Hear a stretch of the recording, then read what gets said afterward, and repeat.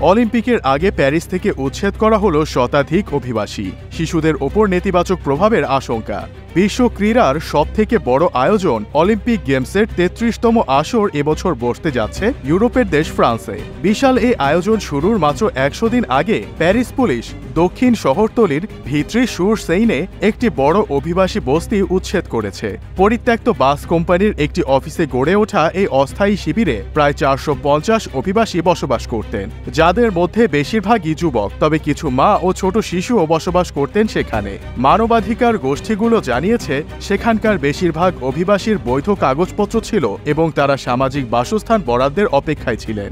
সাহায্য সংস্থাগুলি আশঙ্কা করেছে অলিম্পিকের আয়োজন স্থলকে পরিচ্ছন্ন করার জন্য যাদের এখন বের করে দেয়া হচ্ছে তারা বহুদিন স্থায়ী আশ্রয় পেতে সমস্যার সম্মুখীন হতে পারে। মানবিক সংস্থা মেডিসিনস ডু মন্ডের পল আউলাজি বলেন, এই বস্তিটি ফ্রান্সের মধ্যে সবচেয়ে বড় ছিল।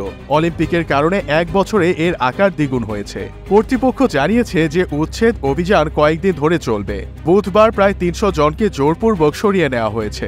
উচ্ছেদ হওয়া অনেককে ফ্রান্সের অন্যান্য শহরে নিয়ে যাওয়ার জন্য বাসে উঠানো হয়েছিল। কিছু সংগঠন এই পদক্ষেপের ফলে অভিবাসীদের মধ্যে থাকা স্কুল পড়ুয়া শিশুদের ভবিষ্যতের ওপর নেতিবাচক প্রভাব পড়বে বলে উদ্বেগ প্রকাশ করেছে।